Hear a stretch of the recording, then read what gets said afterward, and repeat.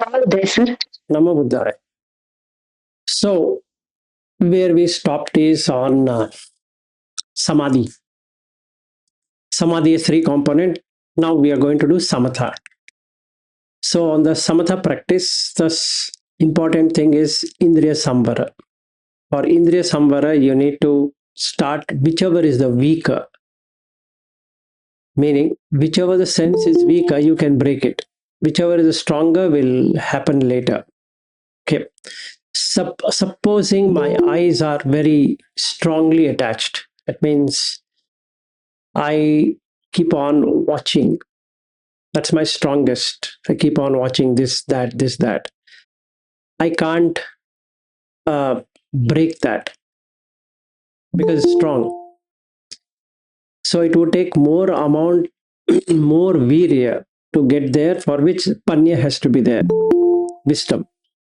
Since I don't know whether I have wisdom or not, okay, the easy thing I can do is to look at which is the weaker. So maybe in my analysis, I find that maybe touch is weaker, or sound is weaker, or taste is weaker, smell is weaker. What is weaker and what is stronger? Weaker means you can start to ignore. I'm using this word ignoring, okay, to begin with. Just ignore and then do the animitta, meaning desymbolize it. Let's say smell. There's a bad smell, there's a good smell. Now I'll first ignore it. Okay. After a while, I will desymbolize it by looking at the nature of the smell. The smell will come and go. Let's say I'm near a sewage plant. Okay. And after a few meters, there is flower garden. Sewage plant will have sewage smell. Flowering garden will have flower smell. But I'm not too interested in either flowers or sewage. So that's my weaker senses. Meaning it's not really interesting. Whereas my sights are very interesting. I want to go to places, I want to look at different things. And let's say I want to go to museum, I want to go to waterfall, I want to go there. I want to visit different countries and etc. etc. Sight. Okay, that because I want to view, and I watch movies, I watch news, I watch so many other things. Okay, because all visual. It's visual. That means that's the most strongest I have. It can't be broken. Now, instantly, if I want to break it, never happen because it's habituated. So I should work with the weaker. And the weaker, in my case, as an example, is smell. I don't care much about smell because the whole energy is taken over by the sight. So the smell is the weaker because I'm more interested in seeing rather than smelling. But there will be people who would like to smell. They get smell from anywhere and they keep on categorizing the smell.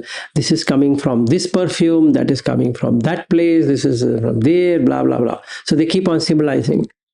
Just like I symbolize between San Francisco Bridge and Westminster Abbey to Bangalore to this place, and I just want to keep on shopping. Or if I go to shopping mall and my eyes go everywhere in search of this product, that product, this product, this product, like that. Okay, so I am collecting objects through eyes. I might buy, I might not buy, but basically I cannot sit at home and just be with me. I need to go somewhere. I need to see something. In the same way, some people would like to hear, so they go to different orchestras, and they keep on searching for some music, and they keep on going there. So they can't be there without hearing. They would like to hear something. It doesn't matter, something should be running. So they put to music, they play music, they do all of those things because their ears are strong and they can hear sound from far. Then they can recognize, oh, this is guitar. Somebody's playing guitar, but I'm not hearing any guitar. But that person can say, what are you talking? It's guitar is coming, or something like that, or some veena, or some flute, or whatever it is. They can hear, right? Because it's strong. So that is their strong thing, and that strong association, since it is there, they can't break it. Can't. So if they want to cut it out, can they do it? And the answer is no. They can never do it. So they have to find which is the weaker. If sight is strong, the remaining will be weaker.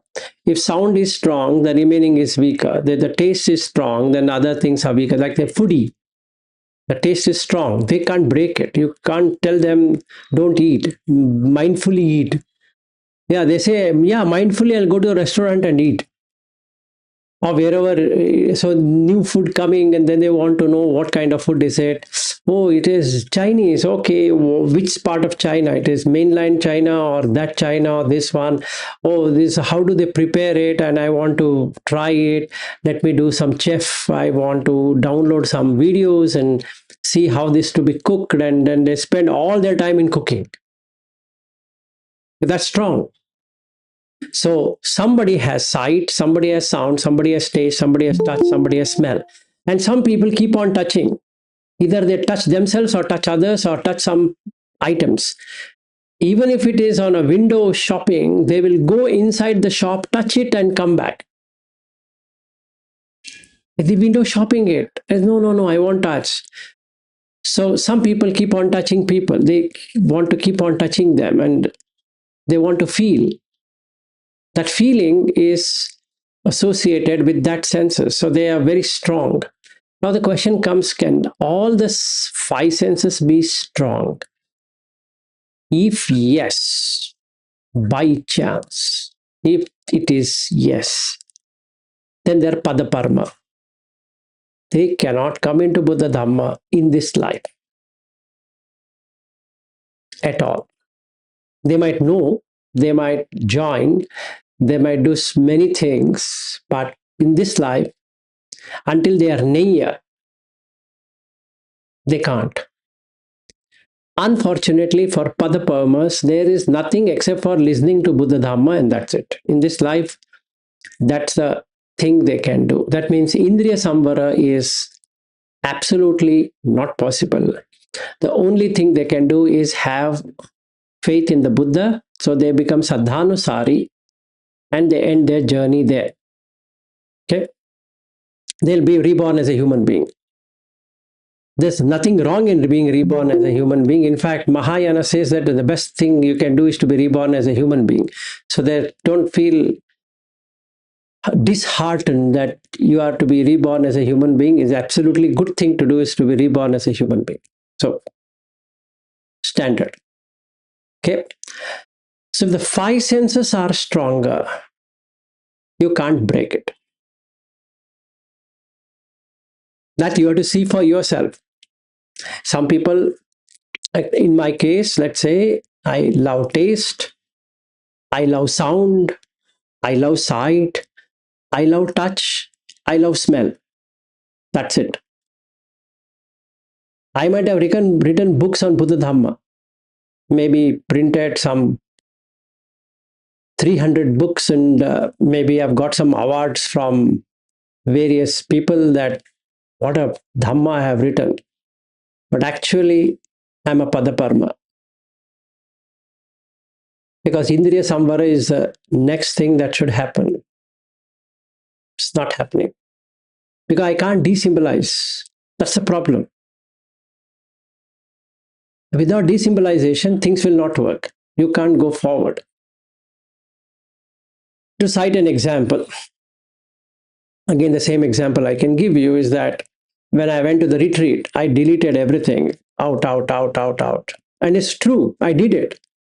It's not that I'm just hallucinating or saying just for the sake of saying. No, I could remove. I could remove SN Goenka's voice also. I'm not feeling anything. I'm not seeing SN Goenka. I'm seeing his video for 1.5 hours, but I'm not seeing SN Goenka. And I'm not hearing to his voice, but I'm hearing every word he's saying. So I was able to do exactly what Buddha says. You have to do animitta, out.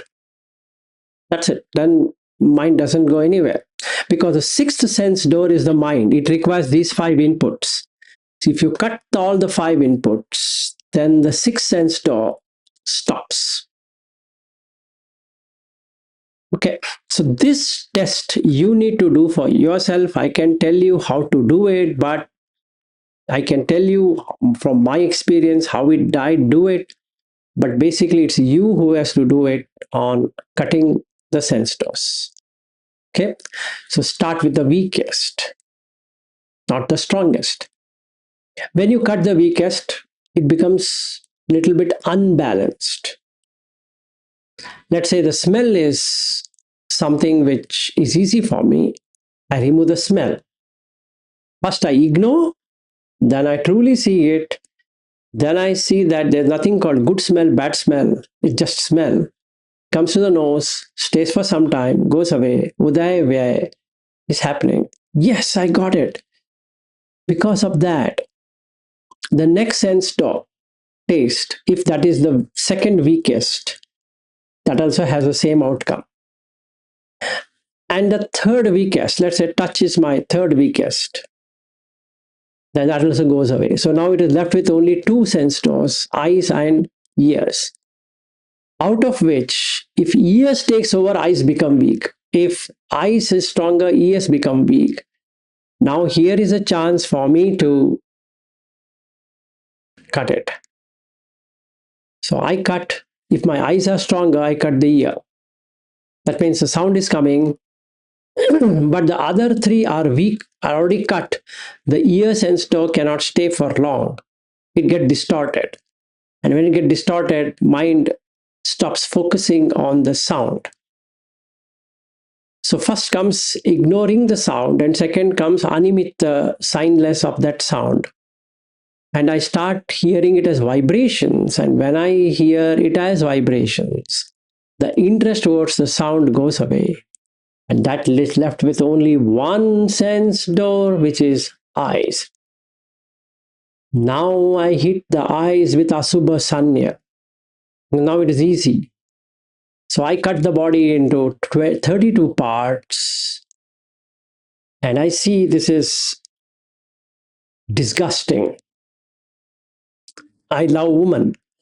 So I see, oh, it is disgusting. I love MacBook Air or Pro or whatever it is.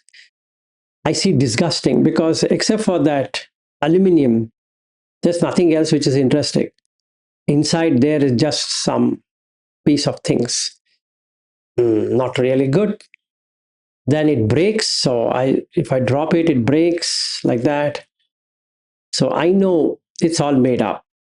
So can be a woman if I'm a man, can be a man if you're a woman, that there's nothing out there.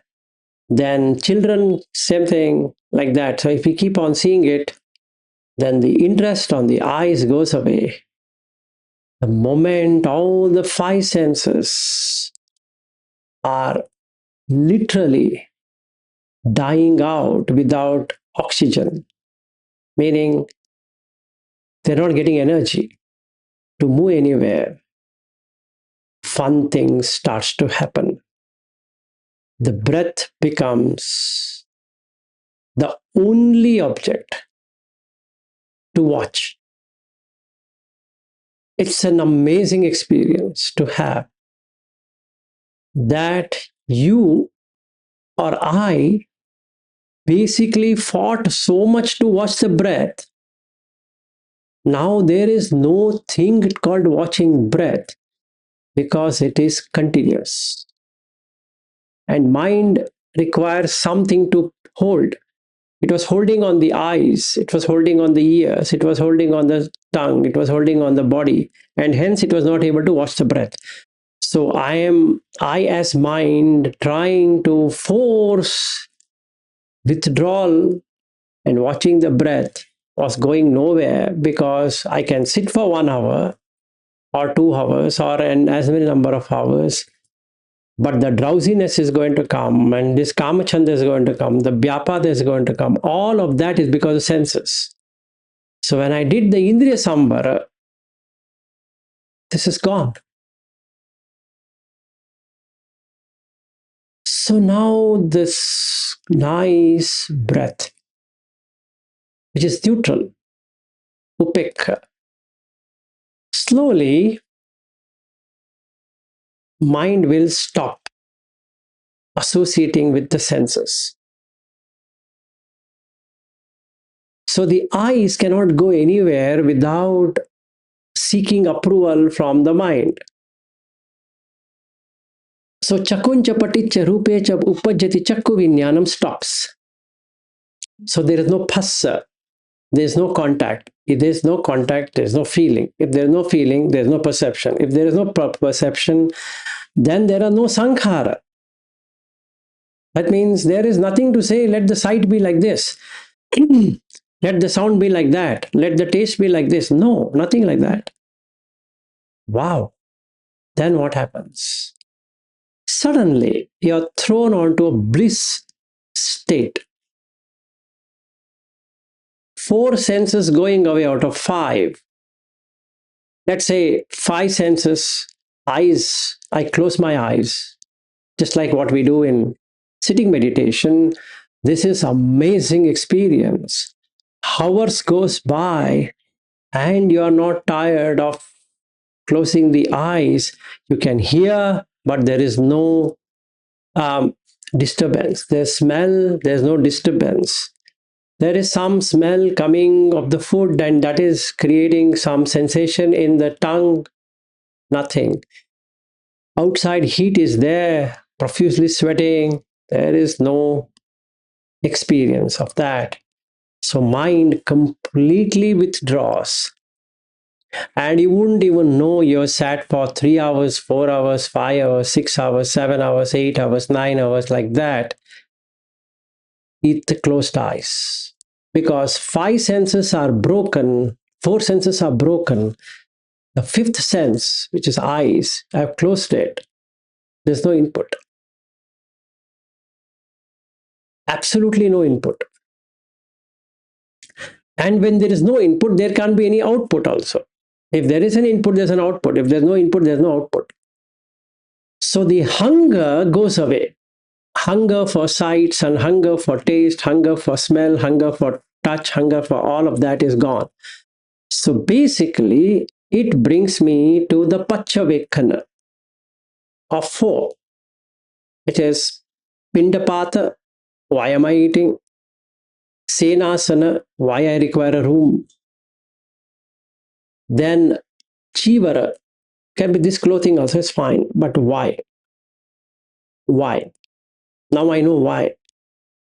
Because all along the senses were in control. They were seeking. So my job was to provide them. So I go to a mall and I see a nice dress and I feel, wow, on my skin, this looks good. Now, there's nothing like that. So I check, oh, this shirt is good enough. Okay, go. So contentment happens. And because there is contentment, the breath watching becomes my second nature. And after a while, it becomes my first nature. So when somebody comes to talk, I'm watching the breath because I know only sound is going to come, the person will not come. So when I meet, what's coming? Sound. What happened to sight? What's the sound? What's the sound? And now I start observing when the person starts talking, there is a modulation. It goes up and it comes down. So sinusoidal wave is seen. Okay, it goes up and comes down and goes up. It's just vibration. There is no person. It's just the space, and the space has sound. Right? So now I can clearly see if it was vacuum, there wouldn't have been any sound. If the sound is coming, means there is space. It's not my space. It's just space. And in space, you can create any sound. And that sound can be called as English. If you teach the mind, this is English, the sound is treated as English. If you teach the mind, this is Marathi, then the mind remembers this is Marathi. The sound is now Marathi sound, but it's still a sound. Now, if you teach it Kannada, then it becomes Kannada to the mind. If you teach Malayalam, it becomes Malayalam. If you teach French, it becomes French. If you speak German, the sound becomes German. Now I see in the sound there is no Malayalam or Kannada or Marathi or English or French or German or whatever. It is still a sound. Now comes the final blow to the mind. It removes the nimitta itself. So no Kannada, no Malayalam, no Tamil, no English, no this language, no that language, nothing. Now I know Lokiya is language, Lokuttara is sound. To come to Lokiya, I need to speak. I need to understand that language. So I use the mind like any other instrument, like eyes, ears, nose, tongue, and just observe. So the person is speaking, there's a modulation. And now I see when the person is seeing, there is a modulation. How? He sees, so there is a eyes going up, down. His face changes, his expression changes, his or her. So I'm watching this expression changing, then I know it is modulation. It's just modulation. When a taste, it's still a modulation. A taste comes and goes. It's a modulator. It's just a modulation, just like sound. The taste is a modulation. When I touch, it's cold or hot or this or that and like that. It's a modulation. When I remove my hand, that's gone. And some other modulation is there. It's not cold. Let's say I'm touching a female. Female is in the mind. But now, since I know it's a modulation, the female goes away from the mind. So no longer I am touching a female. In that token, I'm not even touching a male. Forget about female. And to that token, I'm not even touching this because this is again a modulation. So this touching my body is equivalent to touching anybody's body, which means there is no person. It's just a body. So it's a life body and this is lifeless body. So I know this is just a life. It's lifeless. If lifeless, it is thrown out. If it is life, it's again thrown out in different rooms. So then I see, oh, this human being is walking from that room to this room, this room to this room, this room to that room. It's just movement. No real person to be found. Conventionally, Lokiya, I will say, oh, this is Niket. And this is Veena, this is Avanti, and this is Ariyu, this is Madhuka, and this is Stanzin, like that, whoever is there on the video. Whoever is not on video, I can read out and say. But there's no association. There's absolutely no association. Now I completed Indriya Sambara. to the best. So I seen the asada. Asada means pleasure. Adinava, the danger. Nissarana, escape. So if I associate with this body, whichever body it is, it's life, but sooner it becomes lifeless. When? When that person sleeps, it's lifeless. Why? It's sleeping in one way. Only the breath is there, so I think the person is there. Breath has got nothing to do with person. That means mind has taken wrong thing as right. Oh my God. If the breath stops, it's said that the person is dead. But breath is not in anybody's control. So now my chakkum udapadi, eyes have opened up. Jnanam udapadi, wisdom, knowledge, jnana.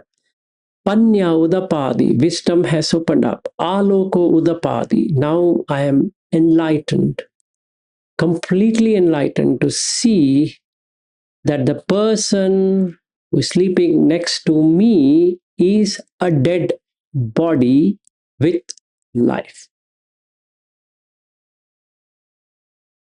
And that's it. How long it will be in life depends on the ayu. The warmth is also dependent on the ayu. The vijnana, cognition, is dependent on the ayu. So can I call this person sleeping next to me as my wife? And the mind drops off because the other five senses are not working. They have stopped working. So now the mind is cleaned. So with Sila became Indriya Sambara. With Indriya Sambara, Bhojane Matyanutta. With Bhojane Matyanutta, Jagariyana Yoga. With Jagariyana Yoga, got the Saddha. Because of Saddha, I got Hiri. Because of Hiri, I got Uttapa. But because of that, I got Bahusutta. I understood the Dhamma. Then I got Virya. I want to complete the journey. Virya. Then I got Sati, mindfulness, awareness.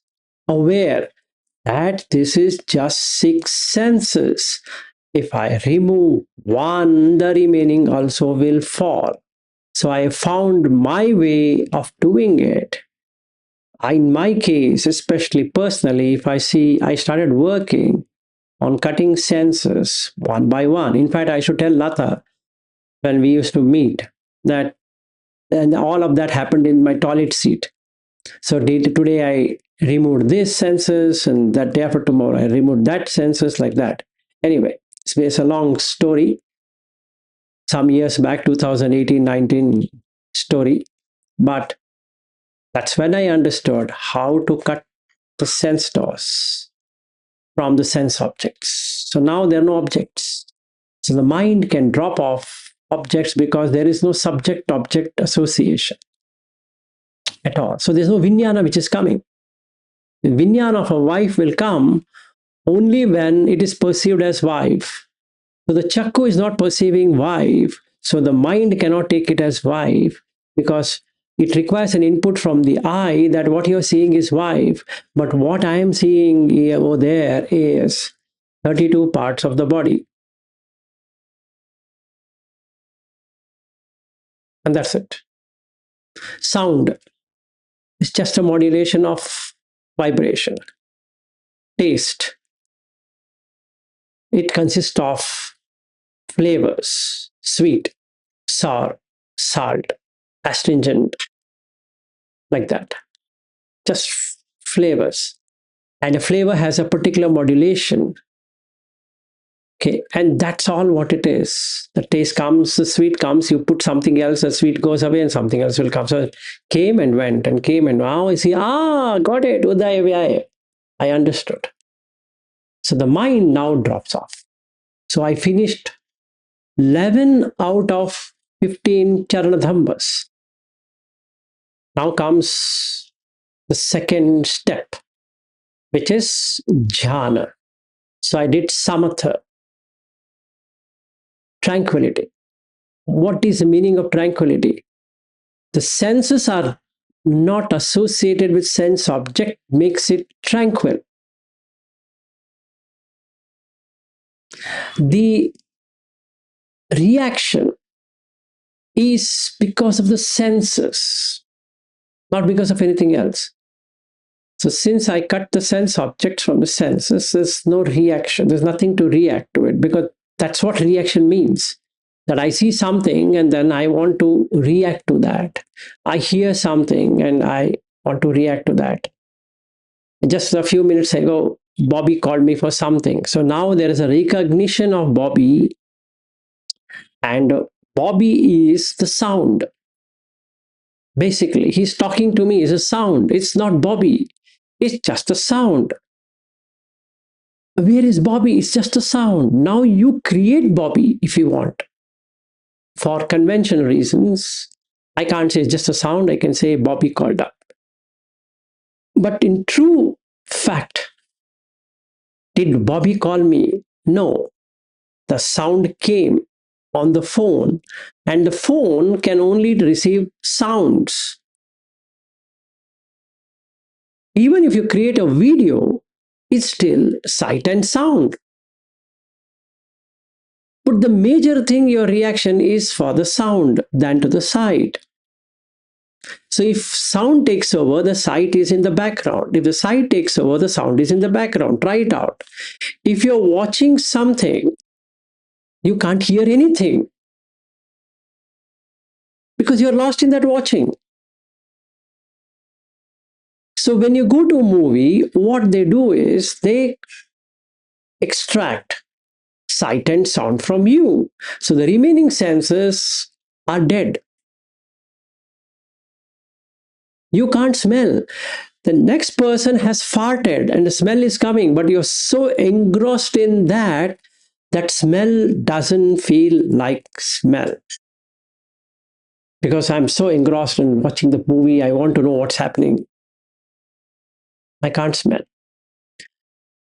The next person sitting with me who is farting every now and then gives me popcorn. But I'm so lost in that, I'm putting popcorn. I have no idea how much I'm eating and what I'm eating also. Supposing that popcorn box is empty, I'm just putting my hand and eating as I'm really eating till I realize that there's nothing coming. Okay. If the senses get captivated, can't remember anything.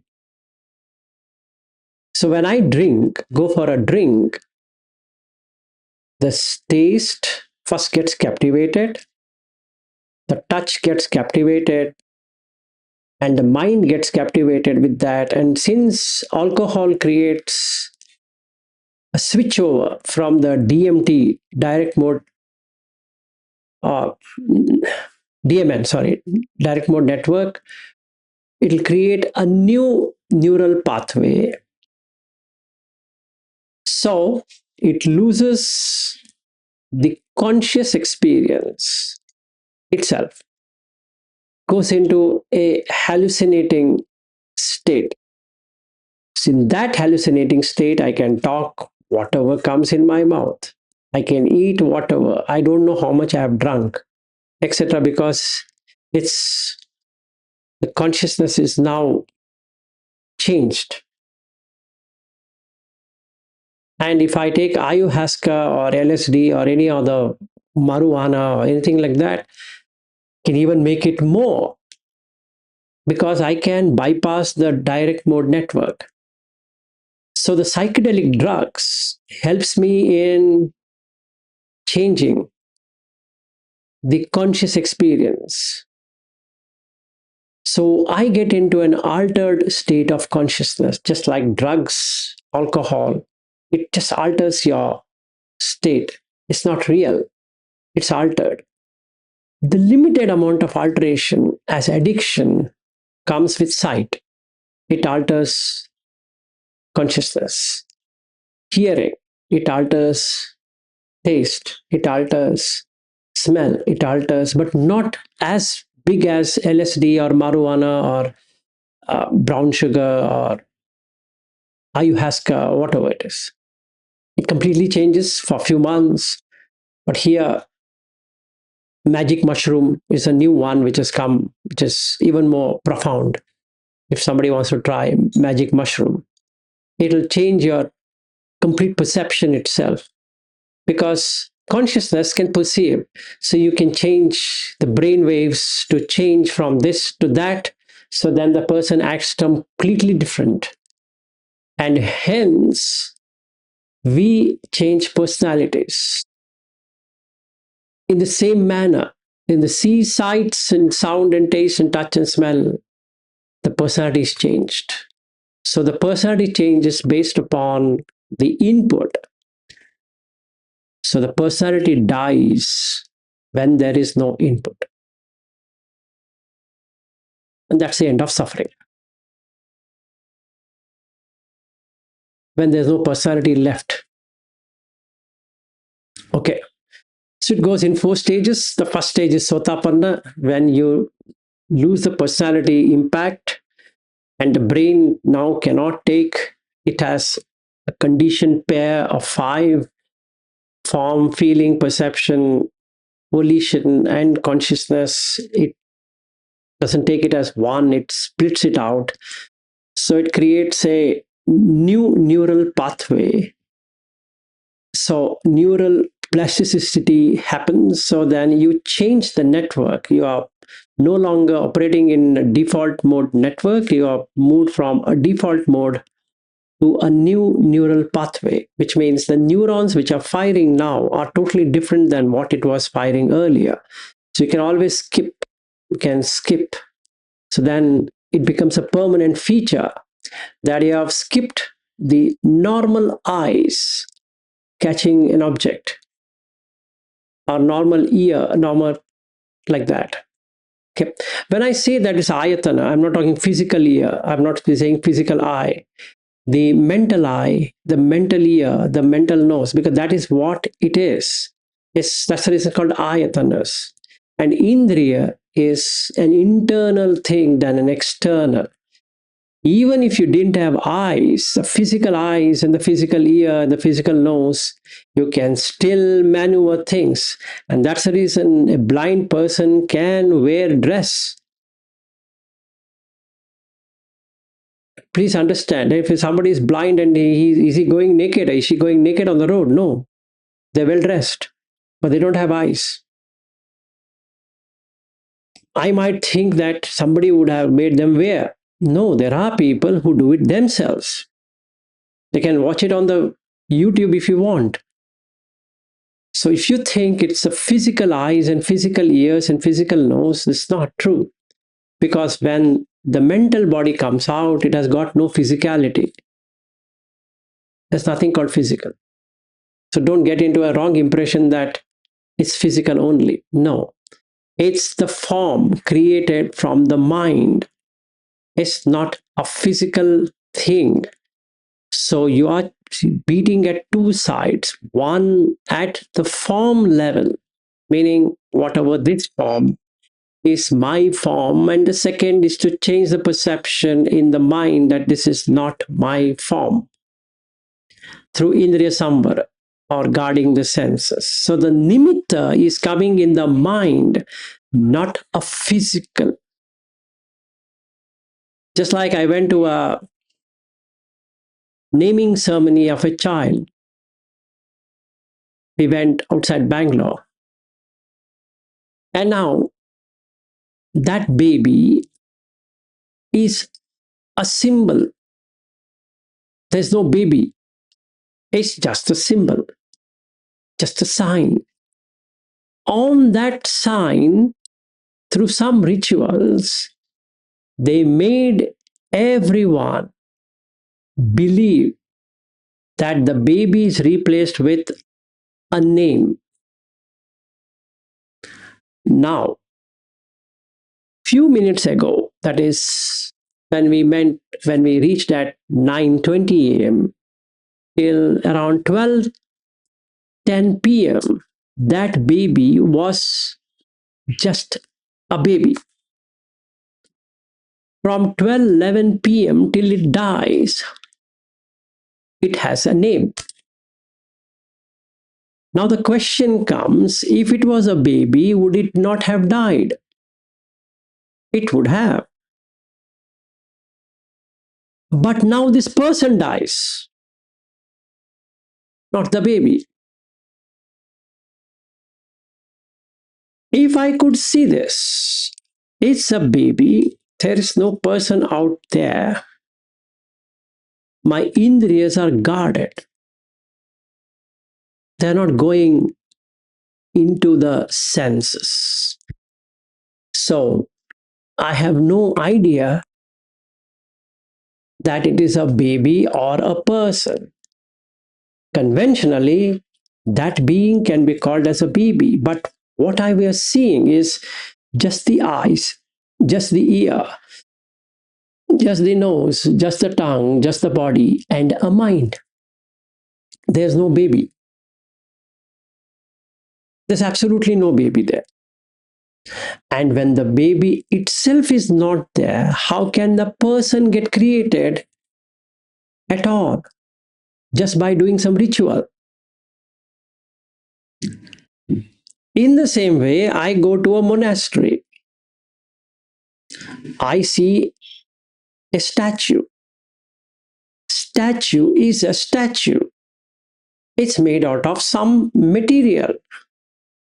Just by saying that's a person cannot make it as a person. Just because you make some rituals and say that is Buddha as an example, doesn't make it a Buddha. It's not true. I don't see a Buddha there. It is just a statue made out of some material. Maybe copper, maybe brass, maybe stone, maybe whatever. But it is liable for destruction, absolute destruction. It will not remain. Even if I maintain it every day, polishing it, washing it, doing everything about it, it will decay. Because it's going through entropy. Entropy is real. What is entropy? Entropy means from order to disorder. So this stone statue or this body and that statue have the same characteristics of decay. From a closed entropy circuit to a bigger one, which is, we can say, a small probability to a bigger probability. So it reaches equilibrium. And when it reaches equilibrium, it loses the structure. So this body, like that statue, undergoes transformation. It becomes colder. So as soon as the Ayu is going every day, and the Usma is going every day, it's turning towards colder. Just like I have a tea, it turns towards cold. You can't reverse it back. There's no way you can reverse back from the cold to the hot. That means I can't bring it back from whatever time frame that infant was born in Jan or somewhere, or Feb, let's say. You can't bring it back.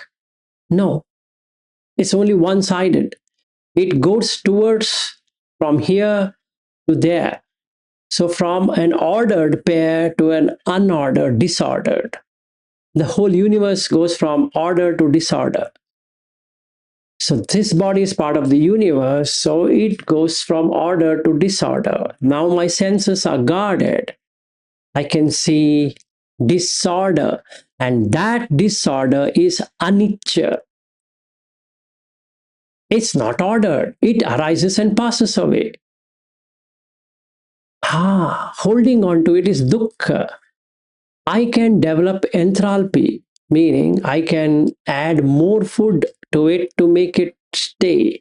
I can keep on maintaining that statue in that monastery and make it stay by painting it and doing all that. But in the end, entropy wins.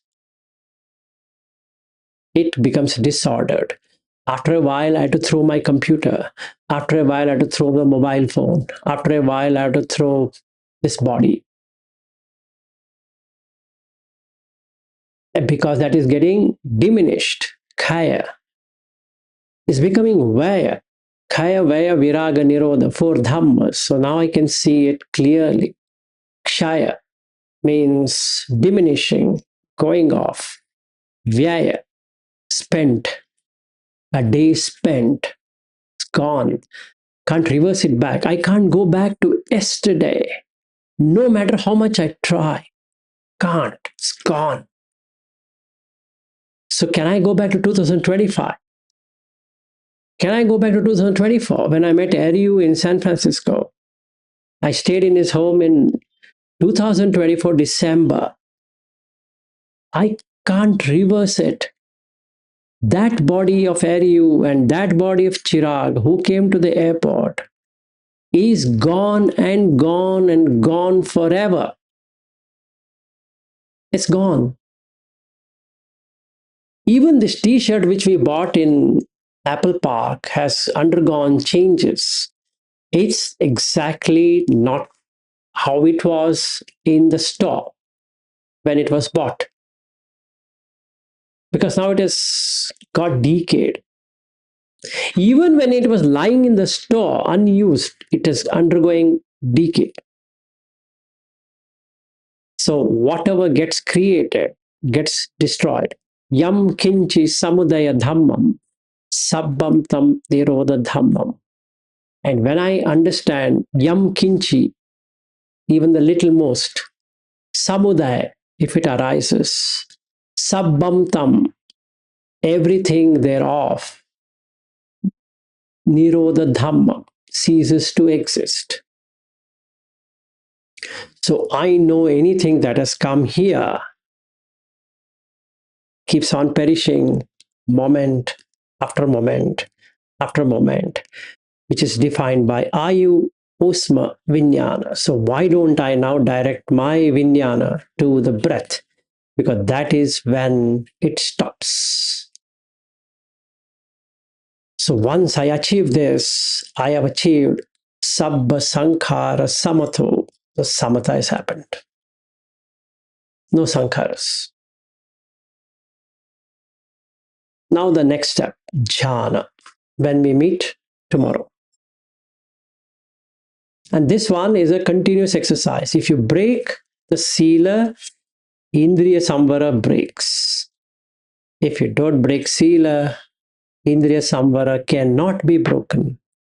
And when the indriya samvara is not broken, nothing happens to you because there is no you to happen.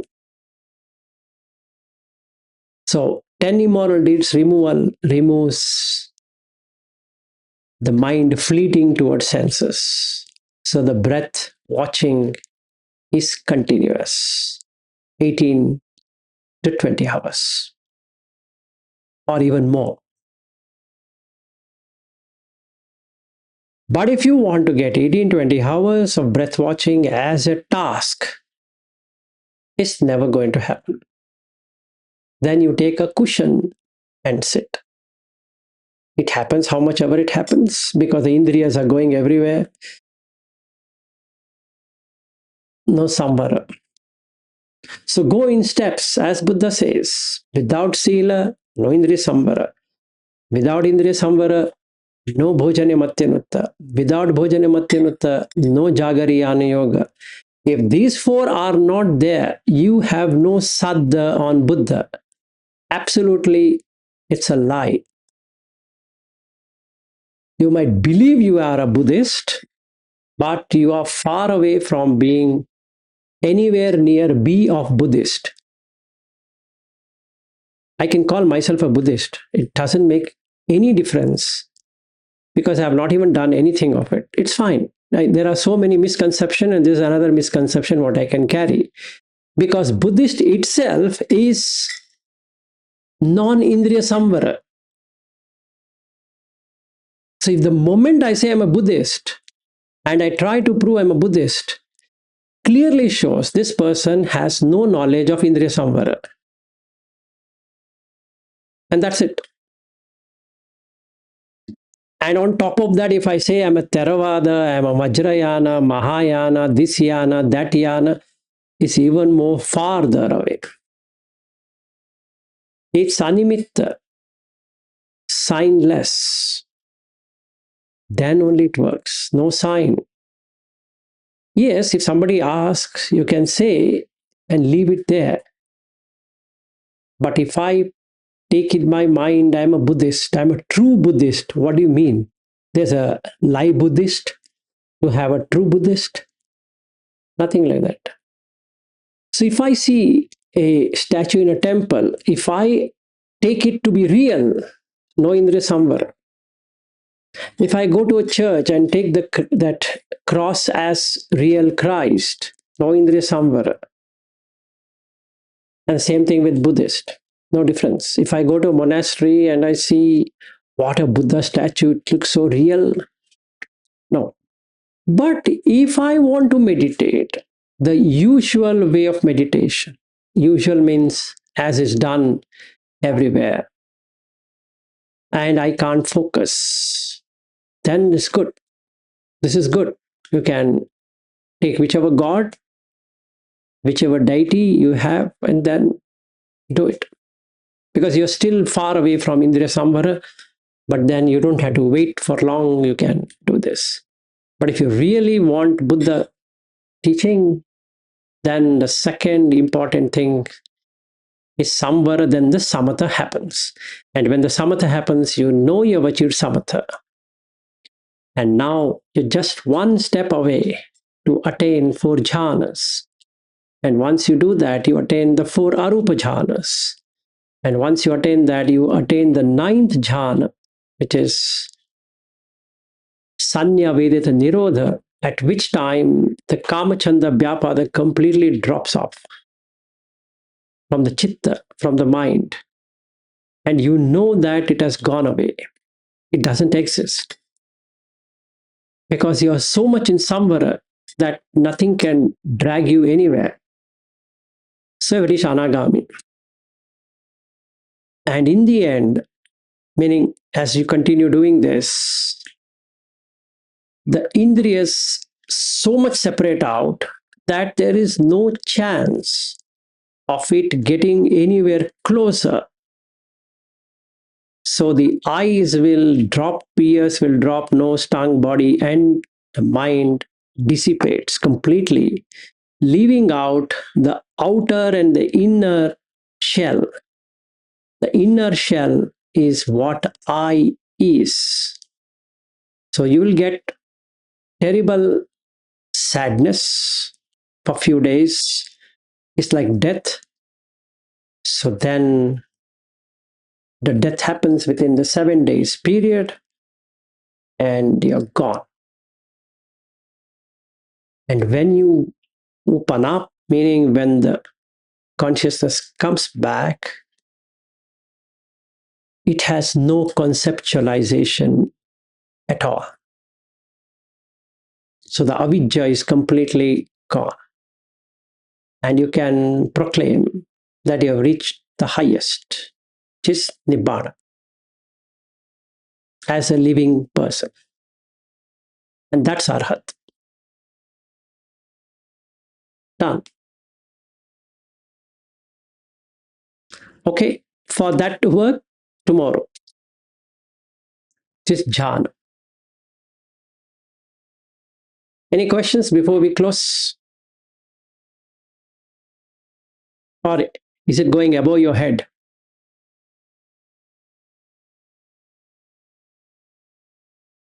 Even if it has gone above your head, I don't know how to bring it down. So you have to tell me.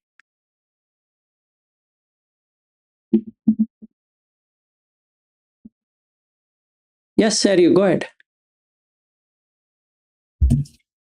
Yeah, I had a few questions, but most important. Can you hear me? Yes, go ahead. Sorry. Yeah, I had a few questions, but the first one, I could definitely understand if you break your sila, then Indriya Samvara will be gone, right? But let's say your sila is intact. Does it mean that Indriya Samvara automatically happens, or you still have to work for it? No, you have to work it out, but it will not break. Once you see it, the mind, see, the thing is like this, mind either will latch on to the objects outside or it will latch on to the breath. But it can't do both at the same time, meaning there's nothing like I want that outside thing, the sound, blah, blah, all that, and then coming. Now, let me, since you asked me this question, let me be clear what I'm trying to say. This attention and awareness. Generally, in a closed eyes meditation technique, you lose the awareness because you're focusing enough on your breath, and then attention span reduces because the energy goes away, so you feel to sleep, have sleep. So those people who are so used to closed eyes meditation and they can't do open eyes stuff should then look at being aware of sound, being aware of some temperature change, etc., at least aware of the dress touching their body so that it doesn't go to sleep. Supposing if I were to follow what Buddha is saying, it's got nothing to do with closed eyes or open eyes, it's about Indriya Samvara. So my complete time of Samatha is cutting the senses from the sense objects, as opposed to sitting in a couch or a cushion or something and watching breath endlessly for hours together, because it's bhavana, development, as opposed to meditation. So to answer to your question is that if you were to have a good sila, that doesn't promise Indriya Samvara, but it aids in Indriya Samvara. On the other side of it, the Indriya Samvara cannot even work without sila. So it is a conjoined pair. That means without sila, there can't be Indriya Samvara. This being, this comes to be. With the arising of this arises. Iti imasmim sati idam hoti imassa uppada idam uppajjati. So if the sila is not there, iti imasmim asati idam na hoti, it's not there. Imassa nirodha idam nirujjati. So this Indriya Samvara will get nirujja. It cannot stay without sila. Okay, because we all started from being an abhasara or a subhankina or a vehaphala or something. Because of the corruption of the mind, it started coming down and down and down, and then we know how these 10 corruptions started. So being a corrupt personality in the mind does not allow the senses to be guarded. So my primary focus is not on Indriya Samvara. My primary focus is to work on 10 immoral deeds. Sabba papa sa akaranan kusala sa upasampada. That's where I need to be working. Not on cushion, not on anything, not on closing eyes, nothing of that. First, just sila, just sila, just sila, just sila. That's it. Ensure that the sila is 24/7. Doesn't break. Then I come into the Buddha Dhamma as a Sotapanna. What we are talking is beyond Sotapanna. The Indriya Samvara happens after you are in the stream. So if you're not even in the stream and there's no point in, you will not be able to do it. And that's the reason in every suttas you will really see about sila, sila, sila, sila, sila starting point. There's nowhere Buddha talks about other things. Then supernormal powers and all that comes far, far, far later after jhanas. So we are nowhere there. So basically, you need to understand one thing, cause and effect. If this is there, this happens. If this is not there, this also doesn't happen. It's conjoined. Good question. Yes, second. Go ahead.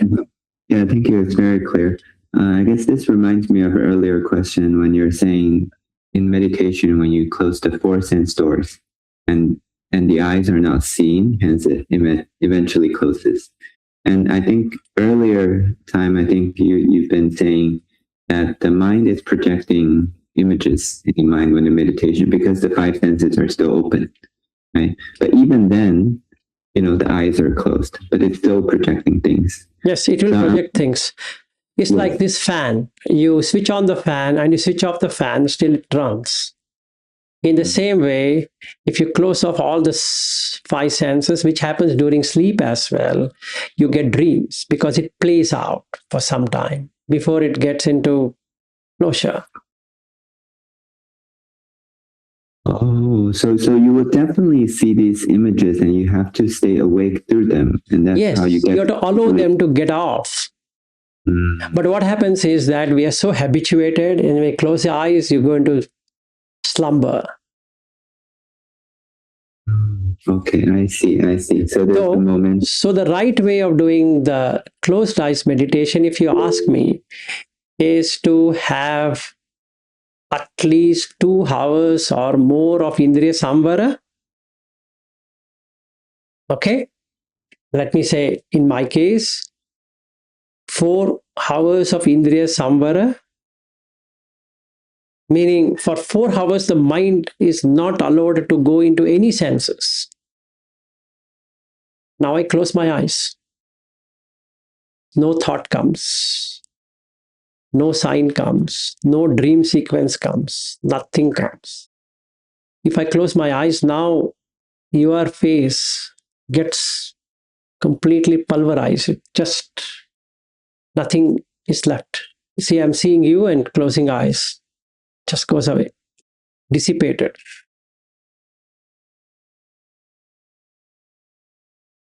Okay, in my case, if I do that, how many hours I can sit in closed eyes?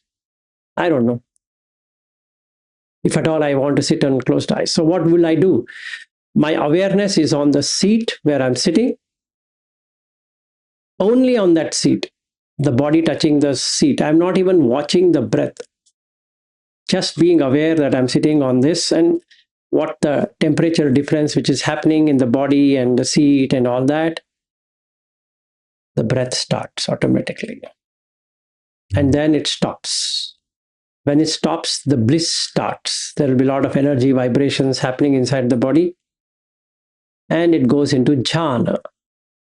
So it will come into first jhana. Then I can say, I don't want first jhana. 8. It goes to an 8. Then I can say, get me 4. Comes to 4. Go back to 8. It goes back to 8.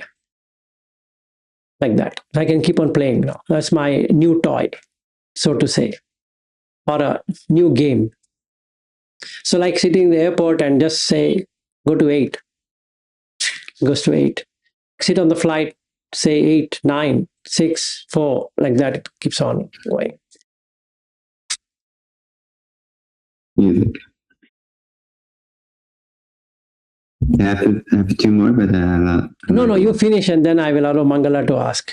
A different question. Okay, then we'll ask Mangala. Yes, Mangala, go ahead. Namo Buddhaya, sir. Namo Buddhaya.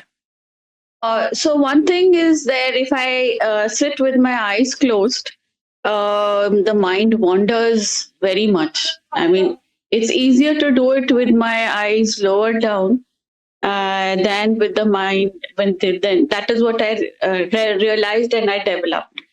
Second thing is, after quite some time, I get that energy comes in and I have a lot of creative thoughts in my mind. I want to write, I want to paint. The mixing of colors come into my mind that I should paint with this color. Then words come in, for writing, topics, words, and, ideas. I try to dampen it.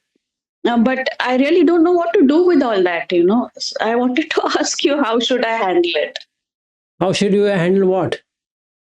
The creativity, the ideas of creative, like writing down, say about, say, an essay, there's a lot of topics about, there's a lot of turmoil about dogs in Delhi. So I wanted to write about it. The words and the ideas and the format comes, it just pours in, into my mind. And if I want to paint, then I want to paint something. When the colors come in, that if I mix this color with this color, it'll turn out to be very good. And they just overwhelmingly come into my mind. And I don't know how to handle that. Mangala, I'll tell you one thing. Now, worldly, whatever you want to do, you can do. So you don't have to do anything of that. Let's say I'm an artist. I want to paint, but I'm not attached to the painting. Okay. So I know I'm creating it. The moment I create it, it gets destroyed. Okay. Right. So let's say I'm a painter, nice painter, and then I'm putting colors. So I draw, and before it was in the mind, now it is on the paper, right, or on the canvas. Yes. Now I start painting it. After painting it, it's dead. Okay. It's gone. So it came into existence, jati. It had jara. It had marana. Okay. I'll give another easy example where my son keeps on, he can see it actually. He loves Lego. Right. Unfortunately, we don't have a big home to make it into a Lego museum. Right. But let's say we could do so. The amount of creativity he has on Lego, let's say he creates different things. They're very nice ones. In fact, Lego themselves don't have many things what he creates here. Okay. Oh. But then the sad part of the story is once he creates, it's dead. Yes. Now it's all about maintenance. So my wife or his mother keeps on saying to him, you have to dust it, you have to do this and that. So after a while he feels, this I have to change it to that one. So again, the jati, birth, jara, aging, marana, is going to be a consistent. So if my son were to open his eyes and see, no matter how many Lego toys he creates, it goes through the same process of birth, decay, death. After that is done, if you come to our home, I'll show you the entire showcase is filled with his Lego toys. He makes amazing ones. Even if it were to be the best, and let's say Lego gives him royalty, pays him money for that, still it goes through birth, decay, death cycle. So if he understands that, he can use this creativity for liberation than attachment. In the same way, you want to write about stray dogs in Delhi and etc., you please go ahead and write. You want to write a blog or you want to write a journal, you want to come up with a solution for stray dog menace in Delhi, you can also, I will also ask you to come here to Bangalore and you can write a stray dog menace in Bangalore, and maybe you will be given something, or I will give you if you write it and we can publish it. Incidentally, let me tell you, since you have stressed on that matter, there is a doctor in Chandigarh. She taught me how to do male vasectomies. I was a trainer and somebody was absent, so I joined in and I became an expert in non-scalpel vasectomies. And she does it in Chandigarh. The municipality roped in her. She was a dog lover, so she said, "How do I pay back dogs?" So she vasectomizes dogs. She with laparoscopes and whatever. I mean, instead of she does a non-scalpel vasectomy for the dogs. So all these things are brimming up in my mind. That a lot of advices that are there, I can give it, without really getting attached to dogs, sort of balancing nature and balancing our life with dogs. So, I mean, there are people who exist like this who, really get you, who really impress you. And she really, I mean, she's got an award. And if you put her on the Google, and they will tell you that she has done it for the dogs. Good. So So she's making every dog brahmacharya, basically. yes. No, not Vasect- brahmacharya, but what should I say? No, I'm just joking. It's a nice one. Sterile. If we could do that here in Bangalore, maybe you should come to Bangalore. Anyway, you wanted to come, so you please come. Yes, And then yes. and then we can And meet of course, the. I would, No, I knew assistant commissioner of. It was earlier called as Bangalore City Corporation, so I still have his number. Maybe I'll talk to him, and if we can propose it, and I think the Bangalore City Corporation, or now it is called as BBMP, can do whatever sure, you're sure, saying. sure. There again, So, there again, you can see Mangala that Jati Jara Marana, right? So yes, now, if they can't breed, it's Marana, absolutely. and if you can't breed, it's again Marana. But I mean, there's no offspring.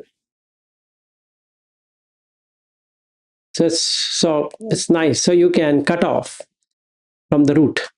I mean, the dogs cannot cut off from the root, but at least you can cut off from the root. Yes. So you can do all of this without getting attached. So the thing is, if you attach to a dog, you become like a dog. But if you see a dog Right. as a being, there's no attachment to the being. Right. Like that. Yes. I got my answer. And that means the attachment should not be there. The activity can go on. Activity will go on. You should do something. So this activity will go on, but no attachment to the activity. You can't. In fact, Tibetan has a very nice one. They draw mandala. This is something which we can learn, but normally they don't do it in that way. They, especially when Dalai Lama comes, they make huge mandalas in Leh. Yes. And they take a broom and completely remove it. It's a painstaking effort of 1 week or more to make mandalas. And they take a broom and completely remove them. So to show the impermanence nature of anything. So if you create, you destroy. So they create beautiful mandalas and they just take the broom and do that. Okay, and the same thing is actually done in the Hindu rituals where they make these mandalas and do some invocation of God and blah blah all that, and they swipe it off, but they don't feel that this is impermanent nature. That's the only difference. Even a lot of Tibetans, monks, or rather lamas, they don't understand it is really impermanent. They take it as a ritual. But if they really see that whatever painting they are doing or that mandala they are done is just symbolization of energies, and they wouldn't even be associated with that mandala. Like when I was at Shenial's home, we got one, what we can say, gong, a huge one. His wife had gifted, and I know how to do that, how to play with the frequencies. So we used to have that sessions until till the time this Ariu and others came down to Australia. But I know the mandalas exactly what the 4 and 8 and what happens when you do this. It's pure mathematics. Actually, you can create different sinusoidal waves, and then you can look at the frequencies. Kilohertz is 110 kilohertz. This is 130, then this is 280 kilohertz and 500 kilohertz, like that. So you can create a matrix. But whatever it is, if I know it's just vibration, there's no attachment. If I feel I know the mandala and I know how these sound frequencies are, there's an attachment. So now for the last 2+ months, I am not been able to hit the gong. So if my attachment is there, it's very hard to give up. Okay. Like you can ask Mrityunjay or Ariu, I don't know whether he has heard the entire thing, what I used to do it, but if it is, nobody over there taught me how to do it. In fact, Bobby is also sitting here in the call, but nobody taught me how to do. How do you know which you should hit and what frequency you get out of it? So it was, I used to do that, and we became addicted to it. So whenever there's low energies, I used to go and do that and create high energy frequencies, so that the people who are meditating gets real good benefit. But in the meditation center, what I have today, there's no gong. So should I go and bring a gong now? Which then people will throw me out of this neighborhood, because in the case of Shaniel, he's staying like in a forest. There's nobody there. So he has 10 acres. So even if you were to heat it with high decibel, nothing is heard outside. So if I'm attached to that Mangala, then it's very difficult. Right. So why I told you this is that, like you have creativity, I have creativity for all of these. Yes. So just do it and forget it. Right. Yes, sir, you have. Thank you. Yeah, sure. Namo. Namo. Yeah, I have two small, slightly related questions. First is when you drink alcohol, you mentioned that this DMN gets slightly altered. But I was just thinking, this person, even though with this altered state of mind, he will still be talking about work, about neighbors, family. So it's still like very worldly kind of frequency. It's just, No, worldly altered. frequencies, but his voice, he won't remember many of the things what he's speaking. If you ask the next day, unless you play him the recorded thing to show that what all he has done in that hours, he won't remember anything, because the DMN is shifted, meaning there's an altered state of consciousness. He remember. Still DMN, though. Still DMN, different. He will be going between DMN and that. Whenever it comes to DMN, he remembers. Whenever it goes to the another state, he can't remember. Oh, so it's not DMN when he's in the flow of this thing. No, not at all. Not at all. Just to prove the point is that, let's say I have had 6 shots of tequila as an example. You try this out. First shot of tequila will make you nothing. You feel everything is fine because it's still in the DMN. And in fact, you will become more reserved at the first shot of tequila. And a second shot of tequila makes you loosened up, because from DMN, it is creating a new neural pathway. And after the third and fourth and fifth and sixth, he doesn't even know what he's doing, what he's saying, how is he comprehending. So when he wants to drive back home, it's on the instincts, right? So he can't really see what's happening on the road. He can't minutely observe any changes. He can overall make it out, because it's shifting. That alcohol, as it dips down, his consciousness gets altered back to DMN. So he can focus on the steering wheel and all that. And that's the reason when a person is drunk, he can't really see anything, and then there were accidents, because he loses that. Even when he comes home, let's say he parks his car, he wouldn't have parked his car in a proper way. Let's assume that in the DMN was working, but definitely when he's sleeping, he's completely knocked off. I guess that's what gives him the bliss. When he switch off of the DMN, he get that bliss, and then he's exactly, because the new neural pathway will make it seem as though he's forgotten all about. Let's say I have some pain. Let's say I'm separating, or I'm losing my job, or whatever it is. I've lost my job, let's say, and I don't want to face my family saying that today I'm out of job and fired. So then I go for a drink.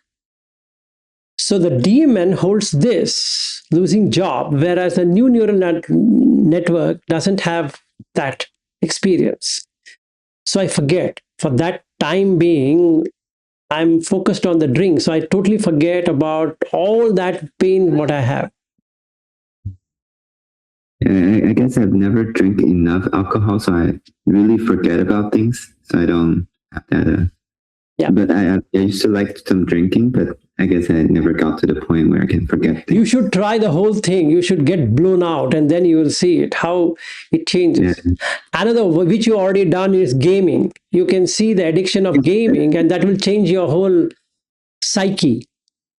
Yeah, that I can see. But this alcohol, I throw up. Forget alcohol. Any addiction is an addiction. So it will transform your DMN out of the DMN into a new pathway, and you are lost in that. So as a gamer, you're lost in that. So you see nothing else other than the game. Yeah.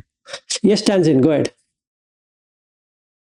No, the question, how, as you're saying, we should be increasing our awareness, right? Once you sit, right, you're aware of what's happening around you and to your body, right? First, start with your t-shirt. Yeah.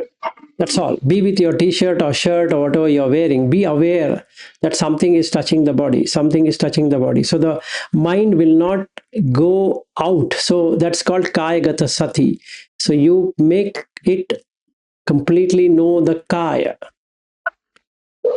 right? Otherwise it goes out. So you bring it back and just be aware. Oh, I'm touching the floor. I'm touching now my pant or short is touching my let's say legs or thighs or something, or the shirt is touching my chest and all that, right? So now, or if there is sweat coming in, I need to know that, oh, the sweat is coming in, not react to it, but know that the sweat is touching. Now I can then feel how the sweat feels when it touches the t-shirt and the skin. There's heat generated in both sides, in the t-shirt as well as the underarms. And when the smell comes, you need to know that, this is creating smell, not odd smell, good smell, nothing like that, just a smell, right? So then if I put on the air conditioner or the fan, the sweat stops. So then I know that, oh, that I started. So it removed the heat, or it changed the air. So the hot air is replaced by cold air.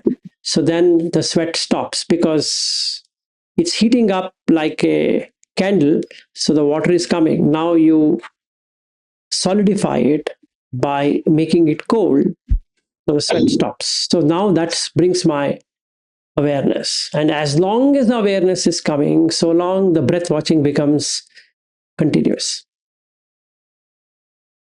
So the thing is now, as you're saying, right, we need to increase our awareness. So we need to keep investigating. Don't investigate. That becomes vipassana. We are yet far away from vipassana. Just observe. The observation is awareness. So there are 4 parts. Manasikara includes focus and attention. Awareness, or whatever you call sati, as observation and awareness. If you don't observe, there's no awareness. If you observe, there is awareness. So start observing. Oh, this t-shirt is touching the body. That's all. Keep on aware. Be aware at any point in time that the t-shirt is touching the body, or the pant is touching your thighs, or the short, if you're wearing short, the short is touching the thighs. Just be aware. Nothing more. If you're female or a male, just look at that body is touched by the outer clothing. That's all. For a few days, just do that. That's all. Don't ask anything further. After this, what I should do? No. Then the mind goes out. First, establish awareness, sati, on this. Then something strange happens. You not only are aware of this, you're also aware of the breath. So you're expanding the awareness. At present, the awareness is on the outside, only outside objects. So when you say expanding the awareness, means expanding awareness about this t-shirt and the body. Right? I think. You will become aware of everything happening around your room and to everything around, behind, far, everything.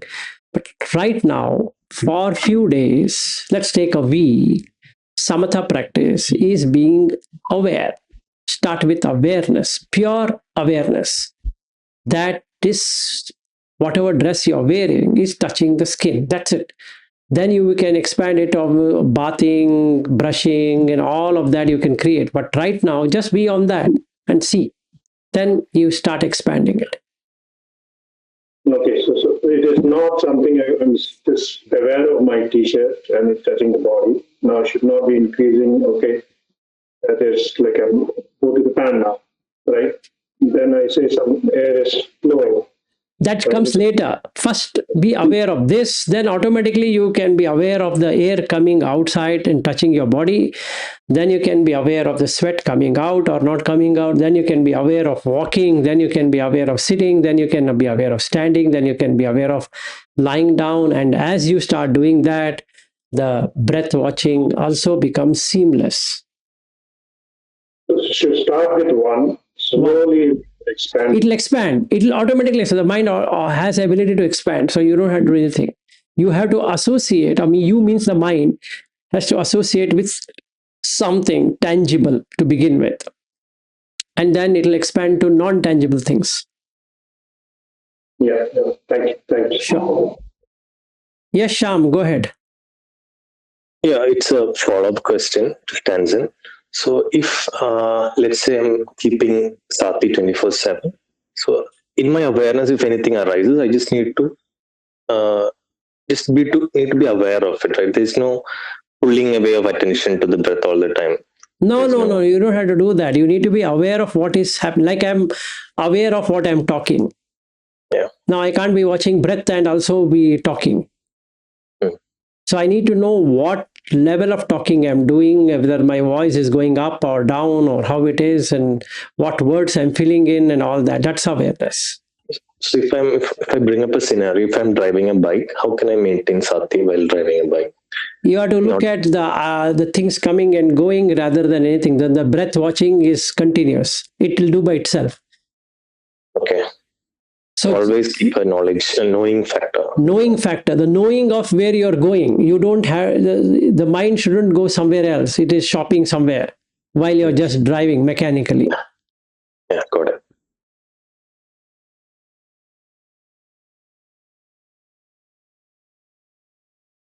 Yes, any other? Oh, yes, you go ahead. To finish my earlier question, I was also thinking when you're saying at the movie you get attracted by the sight and the sound, but you're eating popcorn. And I was thinking earlier that you still be enjoying the taste, but you're saying it's Try it out. Okay, but the habit become eating. It's already a habit. It's just habituated. You're not really enjoying the popcorn. If you start enjoying the salt and this one, you can't see. You can't enjoy the movie any longer because the consciousness is cut from there. In that case, I'm just curious about the mechanism, why people are so into getting some food while enjoying that, if that's the main thing. It's a habitual, hunger. See that Bhojane Matyanutta includes not only this food, all the other four mental food. So basically, Kabalinka Ahara, Phassa Ahara, Mano Sanchetana Ahara, Vinyana Ahara, four Aharas, right? So all of that will come.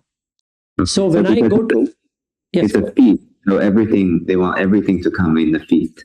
See, it's like this. When I see somebody going to the movie theater, he requires a soda, 7-Up or rather Coke or Pepsi or something.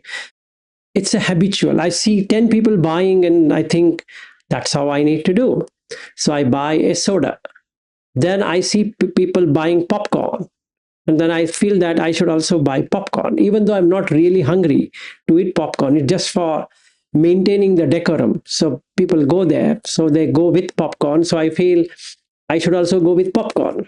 So when I go with popcorn and this, then I go and sit and then the movie starts. My whole time, and that's the reason they put the Atmos or any other kind of stereo effect under your seat so that you get charged up with the sound.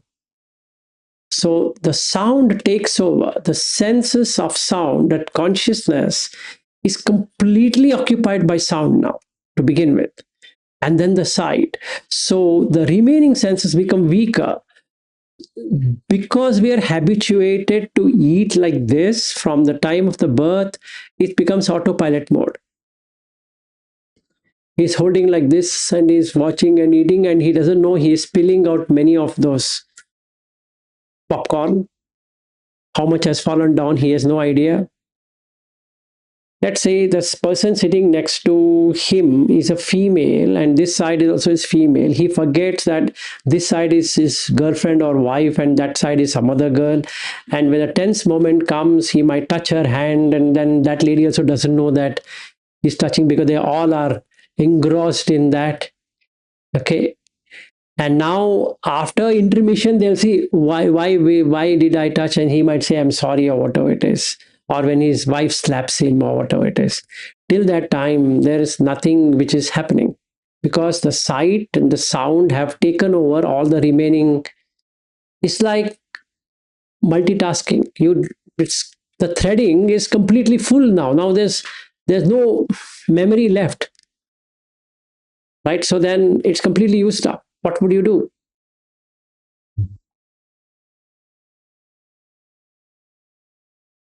Yes. Do we have time? So We have to now create time. Go ahead. Last practical question. Hope if only if it's a short answer. So just to find out about the stronger and weaker sense. Right. For my case, eyes are very strong. Yours are strong. Take the weakest. I care about, yeah. So my question is between, let's say, body and taste. I'm not a person who always try to find restaurant, like that's not something high. And I'm also not a person who chase different kind of clothing. But I'm wondering, let's say, if I'm meditation, I get drowsy. Does that mean I'm enjoying the body sense? It's yes. Stronger? Yes. Okay. So in that sense, maybe the taste will be weaker. So if I'm enjoying a lot of the sense, the sleepiness, the body is strong. Okay. Yes. Okay. That's right.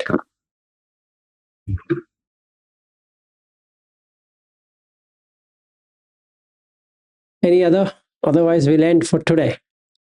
Hope you got to know what is Samathā. Okay, so tomorrow we're going to jhana, or tomorrow, if you want, we can again do Samathā so that it becomes real experiential. I think we'll take Samathā again tomorrow.